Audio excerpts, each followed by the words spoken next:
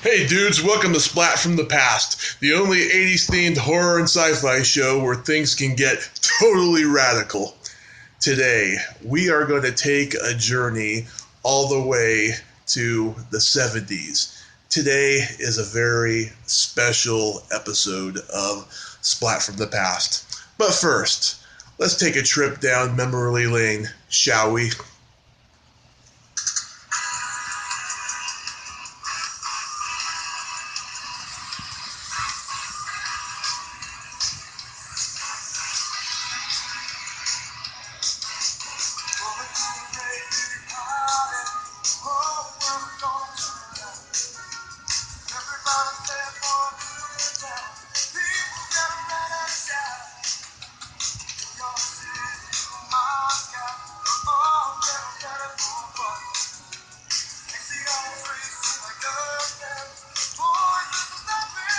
Whole world is celebrating.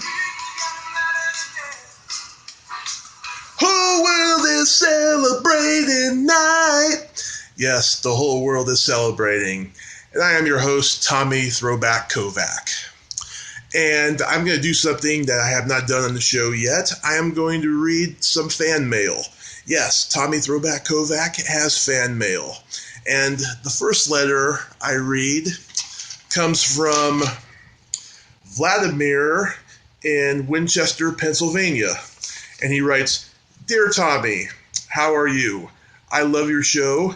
I am doing 20 to 30 for life in prison for watching Michael Bay movies." Yeah, that ought to do it. Next letter. This comes from Judy in, what's this? Butte, Montana. "Dear Tommy, I love your show. Can I get your autograph?" Wait a second. Is this the same Judy in Butte, Montana that let me come all over her feet last year? Judy, if this is you, let me tell you something. You don't need my autograph. I already gave it to you. Next letter. Peggy Sue in Arlington, Texas writes, "Dear Tommy, what does your belly button smell like?" Let's see. I haven't had a shower yet. Let's see. Yeah, not good. Peggy Sue, next time, can you ask the question in the form of a comment? Thank you very much. Oh, follow me on Facebook and Twitter. So, that's it for viewer mail. Today, my guest is Susan Lanier. You may remember her. She played Brenda in The Hills Have Eyes. You know, the girl who says, "We're all going to be French fries, human French fries." And she also played Bambi on Welcome Back, Kotter. And she played Miss Dazzle on Electra Woman and Dyna Girl. Yes, Susan Lanier is a true legend and an absolute sweetheart. I had the pleasure of meeting her last year in Burbank at Son of Monsterpalooza, and she was my absolute favorite, I tell you. She is very classy. She's very humble, gracious, no ego at all, and very honest, too, I have to say. And I enjoyed every minute of meeting her, and I enjoyed every minute of talking to her today. So here is my interview with the very gorgeous and very legendary Suze Lanier-Bramlett. Hey Suze, how are you? Fine, Tommy. It's good to talk to you. Oh, absolutely. Oh my God, every time I'm on Facebook and I get a notification that you liked one of my comments, I am so happy and thrilled. You have good comments. Well, you gotta support each other these days. Life's rough out there. Oh, it sure is. It sure is. Yeah. So last night I watched your episode of Happy Days. Oh my God, I've never seen it. How'd you find it? Oh, it's on YouTube. Oh my God. Well, thank you for telling me that. I'll look it up. That was my very first job in Hollywood. And I had just moved here with $60 and a 4-year-old child. I had a son very, very early, when I was like a teenager almost. And so I decided that it was, I was going to follow my dreams no matter what. And I had $60 in my purse and drove across the United States to come to LA with a 4-year-old kid. And Gary Marshall had hired Bill Bickley to be one of the writer-producers of Happy Days, and I'd gone to high school with him, and we'd won all these acting contests together when we were in high school. And I called him, I called him. We didn't email back then. And I said, I just wanted to say hello, I'm in LA. And he said, well, come on over to the set at Paramount. Yeah. And I went over there, and he took me around, and he introduced me to Gary and showed me Paramount. And back then you could park on the lot and walk around, you know, without a bunch of security and stuff. And so he took me on the set, and Henry Winkler came up and went, hi, I'm Henry, and said, make her my girlfriend. And they went back to the desk and wrote me in. I wasn't his girlfriend on that show, but anyway, I did go out with him that week, and I was on Happy Days the first week I was here, like 3 days after I got here. Oh, that is awesome. And wait a minute, this was your first acting job and you haven't seen it? I had not seen the show. It was its first season, and it was not my first acting job. I'd acted in New York, and I'd acted in Dallas, and I'd done a lot of theater, and I had done a couple of movies in Dallas, like really stupid ones. One called The Pickle Goes in the Middle. I think you find that on YouTube. I did order that and got it the other day, and it's about as stupid as it goes, but it's a comedy that I did. Oh my God. But you know, it's a union job, and I did a couple of other things in Dallas, jingles and some music and different things. But and I think I did some commercials there too. And then I decided I didn't want to be in Texas, and New York was hard by myself, so I just decided I would try my luck in LA. So yeah. Wow. There's the story behind that. That's the backstory.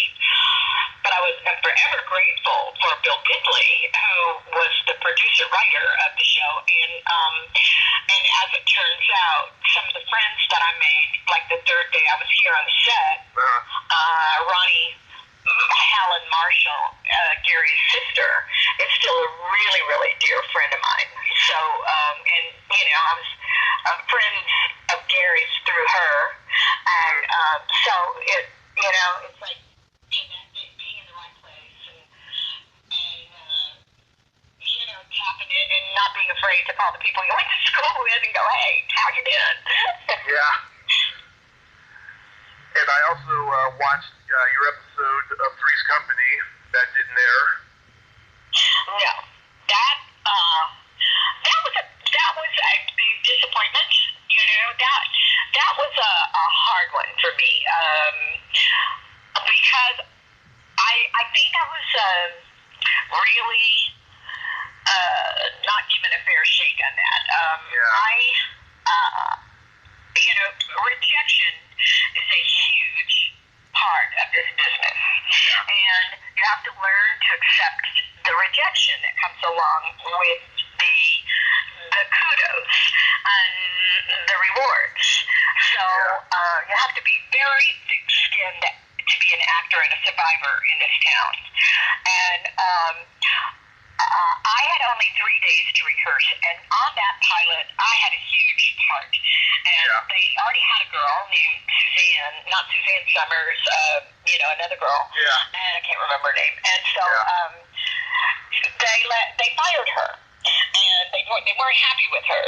So I had 3 days to learn all those lines. They hired me at the spur of the moment. My agent negotiated a little bit too much money for their budget, and I think that's part of why I didn't continue with the show. But in retrospect, Suzanne had problems with them. Suzanne Summers had problems with them, and she didn't choose to stay on all that long, even though I think she was really good in the role. And I never had any hard feelings about her at all. I mean, she was trying to survive like everybody else. I was upset with Freddie Silverman that he didn't take into consideration that I had only had 3 days to learn the whole part and tape in front of a live audience. Yeah. But you did it beautifully, though. I mean, Suzanne Summers, she played it kind of like, a ditzy, stereotypical dumb blonde, but you brought a little more intelligence, but still lacking a few bright ideas. That's well said. Yeah. Very well said. Yeah. And I love that line you have. All right, Jack, in the kitchen and show me what you got. So funny. When I read the pilot, they didn't even have a last name for her. And I said, I should be Chrissie Snow, like Christmas. And so, wow. I even named the character. But, I mean, if she had a last name, they changed it, but to Chrissie Snow. So, anyway, I mean, I don't know. I mean, it's fine that everything happens for a reason, and everything happens for a purpose, and it's acceptance of what is, So. I think they owe you millions of dollars for coming up with her last name. Me too. I think they should pay me today. I think in hindsight, though, if they had kept you, they probably would have had to reshoot that episode because your belly button was showing. Oh, no, I think I'd already done. Had I done that yet? No, I can't remember if I did Kotter first or that one, but I was one of the first to show my belly button on television. Wow. My claim to fame, so. Wow, that was such a no-no back then. Well, they let me do that. When you're working for the networks, they wardrobe, they wardrobe you. You don't have, you can bring what you've got, but usually they wardrobe you. And so they tell you what to wear. On feature films and independent films, you get more of an input. But your network, it's kind of a different story. They're pretty picky. So, I don't know. I'll probably just put on what they told me to. Well, there's an actress I'm friends with. In 1982, she did a movie of the week, and they made her reshoot the speech scene that she did because her belly button was showing in the bikini she wore. 1982? Yeah. Wow. That surprises me. Well, she was very wholesome looking, so that's why they made her reshoot it primarily. Oh. Yeah, I try to stay away from the more wholesome roles. Well, you had that look about you that, looks innocent but also very naughty look. Yeah. And I still have that. Yes, you do. Yes, you do. Then you did Welcome Back, Kotter. Is that where people primarily know you from? Well, people primarily know me from The Hills Have Eyes. But a lot of people know me from Welcome Back, Kotter of a certain generation. Mm-hmm. The Hills Have Eyes is a film that can continue. Welcome Back, Kotter, even though there are reruns in different places from time to time, most people don't watch them unless they're from my generation, or the one below, like my son's generation. So, Welcome Back, Kotter was fun, and yeah, people do know me from that, but they know me more from Hills Have Eyes. Well, that's certainly where I discovered you in Welcome Back, Kotter. I was a kid watching it on Nick at Night, and I was just so shocked at just how young John Travolta looked,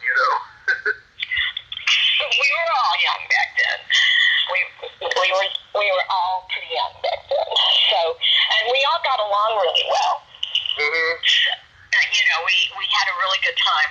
I have not kept up with John, but I did keep up with all the other ones. I kept up with Bobby Hedges and Ron Polillo and Larry Hilton Jacobs.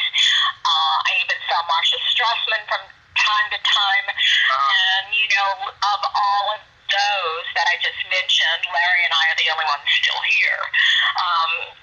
Gabe is here and John is here, but most of the cast, you know, has passed. Mm-hmm. So that's kind of sad, but, you know, I guess that's the way it is. Yeah. I'm starting to find out more and more that I'm pursuing show business, that back in, like, you know, the old days, 60s, 70s, 80s, there was this camaraderie between people in the business, you know? And you don't get that a lot today. No, I think it's because there's so much more being produced and made, which is a good thing for actors in terms of that there's just more content to be able to work in.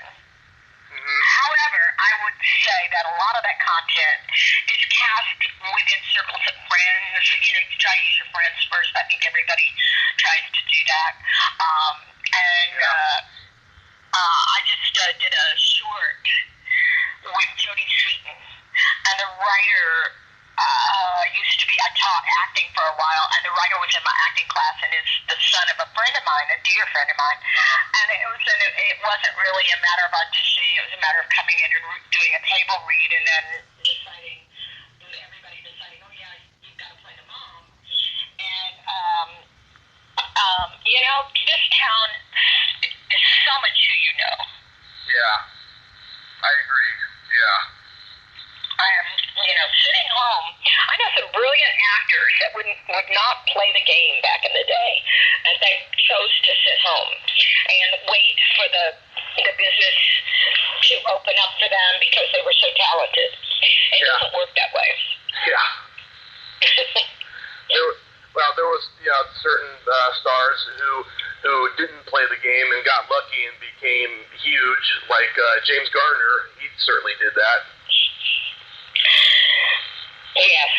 He was actually friends with my late husband, Lanier-Bramlett, and he hung out at our house a few times, and he was just not only a wild man, but a lovely, lovely man, and so handsome that, you know, I don't know too many stars as handsome as he was. Yeah. You know? Yeah. So handsome. One of my dad's favorite actors, they used to watch Maverick and Rockford Files with him all the time. Oh my God, he was gorgeous. And he was so sweet and so funny, but totally crazy. I mean, you know, wild crazy. Oh yeah, I know the stories about, you know, how opinionated he was, and, you know, he was a guy, when he would go onto a movie set, you know, he would, you know, do the material, you know, and, you know, not question it or anything, you know, but he would certainly clash with certain people if they got in his way, you know? Right. Right. Well, he was a big star. I mean, I don't know how he got his start. I didn't, you know, I don't know too much background on him in terms of that. I just knew him personally as a guy that loved music and rock and roll. And he was a huge fan of my late husband. So you know, he loved Delaney's music, and so mostly we did music in the studio with him. Yeah. Oh, cool. Yep.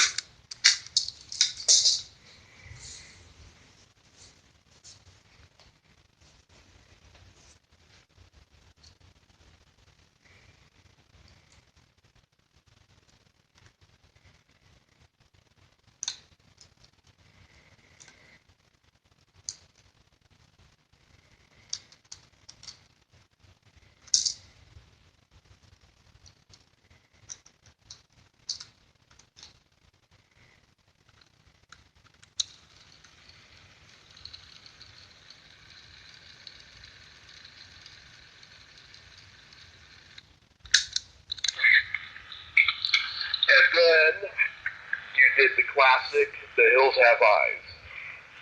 Yeah. Brenda. Yeah. How did you get this role? They had seen me on Welcome Back, Kotter. Mm-hmm. And, I know.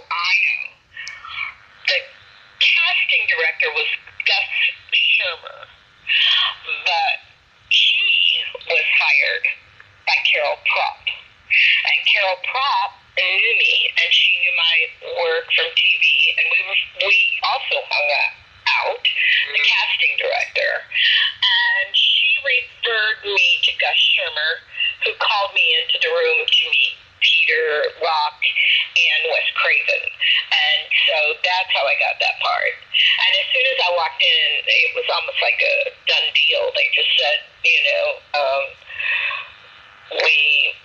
here's the script, go read it and see if you want to do it. So I don't even think I auditioned. I might have auditioned, but I don't remember auditioning. I remember being in rehearsal, but I don't remember auditioning. I think it was offered to me. And after the meeting, I don't think I even read, but I could be wrong. It's too long ago.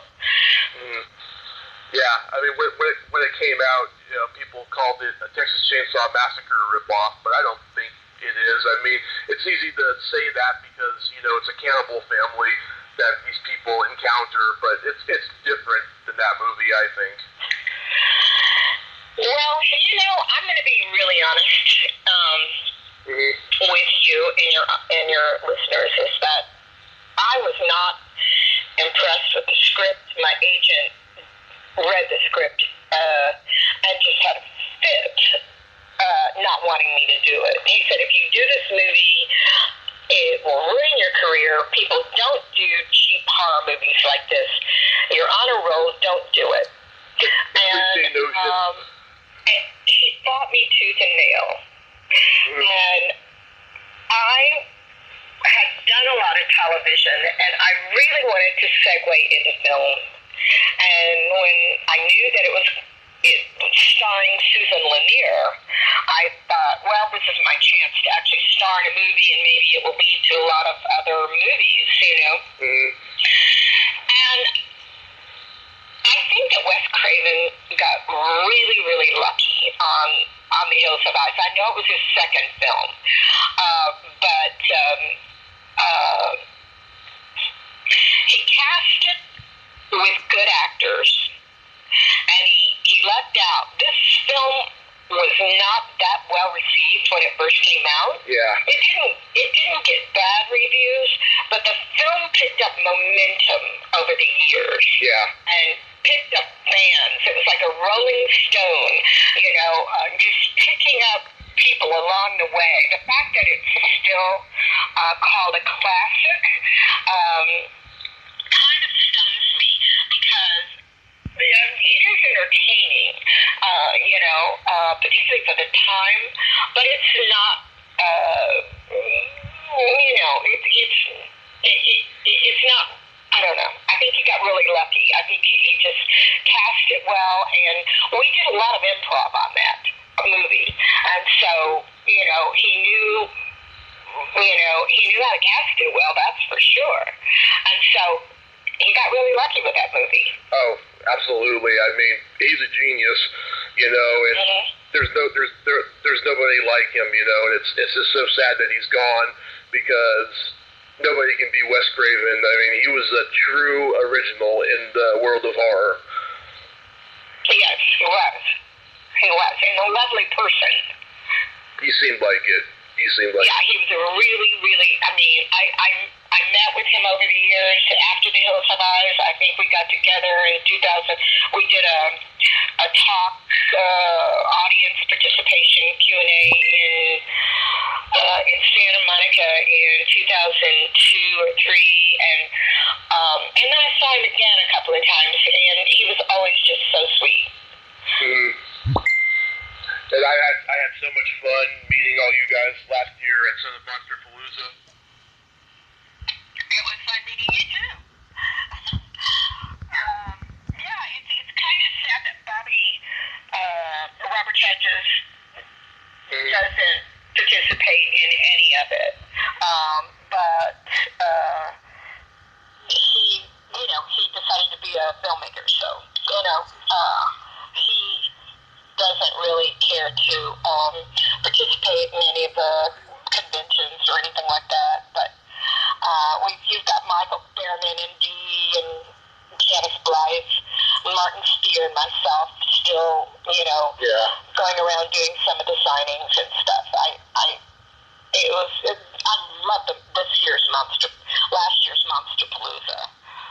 Yeah, that was so much fun.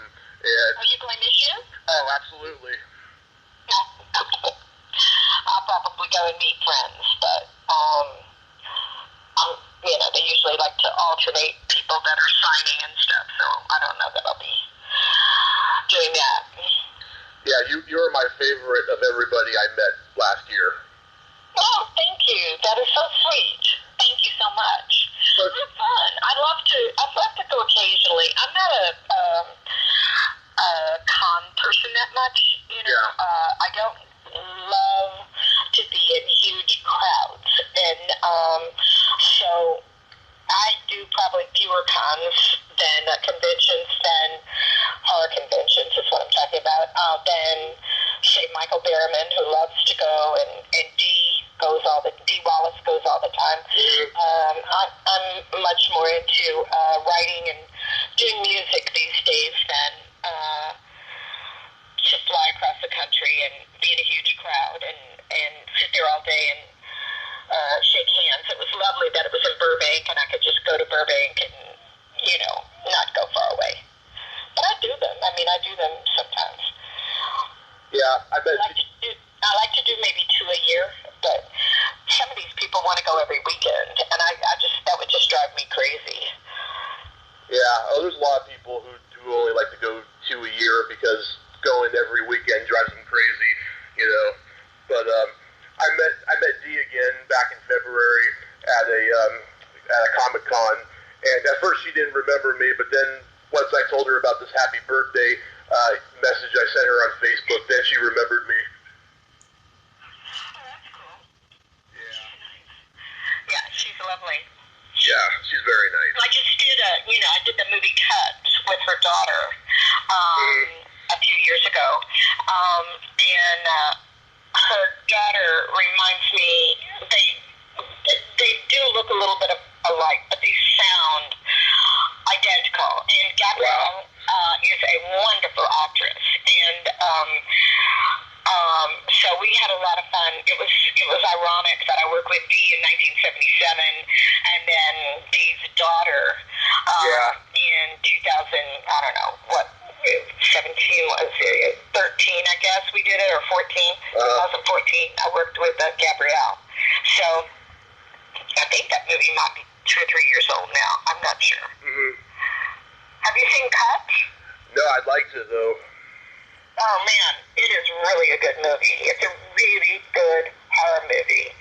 It's more modern, because it's current times, and honestly, it's not that great if you don't sit and watch it till the bitter end. You can't miss any of it. You can't even get up and go get popcorn and come back and know where you picked up. It moves every second, and you have to pay very close attention to it because the ending, it all comes together, and it is really scary. Mm-hmm. So you'd love that one, I think. I did, and I don't like horror movies that much. So I really liked watching it as an audience member. And I play Susan Lanier, current day horror film director. And my ingenue is Gabrielle Stone, who is Dee's daughter, and I don't have a huge part in it, but I do have some music in it, and I do, they have a couple of clips of me with my band in it, so that was kind of a hoot. Oh, cool. Yeah, I'm gonna check that movie out. I want to see how much Dee Wallace's daughter is a lot like her now. I'm gonna check it out. Yeah, she's just a lovely girl. So they live in my neighborhood, so I run into Dee at the nail salon and grocery store occasionally. That's awesome. Yeah, and then I'm really close with Michael Berryman. Yeah, he's very sweet, very funny guy. Yeah, he did my music video, Watch What You Ask For. Oh yeah, I saw that. Yeah. On YouTube. Yeah. And that was so much fun. I think, did I shoot that all with an iPhone? I think I shot most of it with an iPhone. It looks really good though. We were hanging out and decided to, do this movie. And no, I think it was a real camera. Yeah, it was a Canon D6, I think. But anyway, he frequently. I think he's going to be in this new film that I'm getting ready to direct. So I'm directing a new horror movie, and so we're waiting for all the pre-production to be finished, and then we'll go shoot. Have you casted yet? A lot of it is cast already. It's very. Bill Overs Jr. is attached to it. Do you know his work? I've heard the name. The Focus of the Dead, and I don't know all that he's famous for. I played his wife in a horror movie recently called Betrothed, and we're pretty evil. But he's going to be playing. We're both from the South, and so he's going to be playing a Southern preacher who's just evil as hell. And then Michael Behrman is attached on one of the roles, and hopefully he'll be available when we shoot to do it. And I'm playing Sister Inez, and it's a Southern piece about the South, and so and it makes a political statement of some sort for affirmative LGBT community, and we're tying in a little bit of horror with it. So it's a wonderful script. So That's cool. yeah. So I don't have the final say in all of the casting, even though I have a big say in the casting. It's really young. Most of the characters are really young. Yeah. Yeah. Real quickly, you played Miss Dazzle on Electra Woman and Dyna Girl. Yes. What was that like? Well, that was a hoot. I love doing that, and I love the fact that Miss Dazzle was so vapid. Yeah. I still have. I can't. What's shocking is that people remember that show, and I still get people that will bring me Miss Dazzle pictures that they've downloaded or they have. Yeah. And I sign them at the conventions, and that was so long ago. Deidre Hall Yep. was in it, and Judy Strangis, and we had a lot of fun. I loved playing Miss Dazzle. I'll tell you one of the stories. It was my time of the month, and I had to work with a tiger. Yeah. And nobody had warned me that if it was your time of the month, that it could be dangerous to be working with, live animals. Yeah. And so I almost got attacked. And then they had to wait to finish that part for when it was over. Yeah. Because I could have been attacked by the tiger. It started getting crazy in its cage. Yeah. And, so anyway, that's kind of another, it's not that easy being an actor. It's very physical, and it's also very dangerous. Yeah. Oh, God, that's pretty funny. Yeah, it's a Sid and Marty Krofft production, but it was so cheesily shot, it looks like it was done on cable access instead of ABC. Tell me about it. I know. But again, the story was kind of cute, and it was cheesy. It was never meant to be anything but a children's show. It was made for kids. And so, in considering that, and that it's still remembered a little bit, is pretty amazing. Yeah. So, that was a real cheap one. Yeah. But Sid and Marty Krofft were really nice people. Yeah, they made some pretty good shows like Land of the Lost and stuff. They were cool. I also did Kids from Caper. I don't know if you ever saw that, but that was also a kids show. I was playing so young back then, and so naturally, I did a number of. My focus was comedy. When I moved here, my focus was comedy. I had been doing Last of the Red Hot Lovers on the road with Pat Paulson, a national tour. And I was playing I don't know, a lot of people don't know who he is, but he was very, very funny. Yeah. Dry humor. And he ran for president back in 1976. Yeah. I'm not sure, around that time. Yeah. And so, no, before that,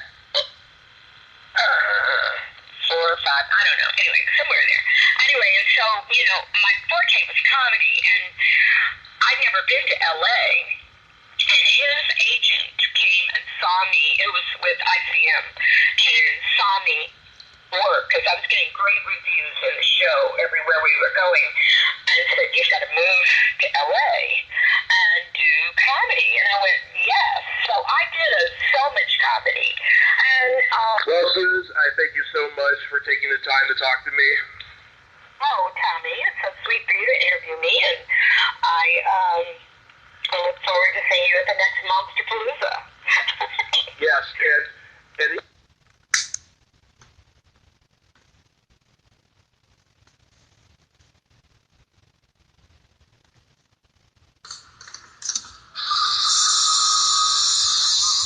Well, there you have it. Susan Lanier.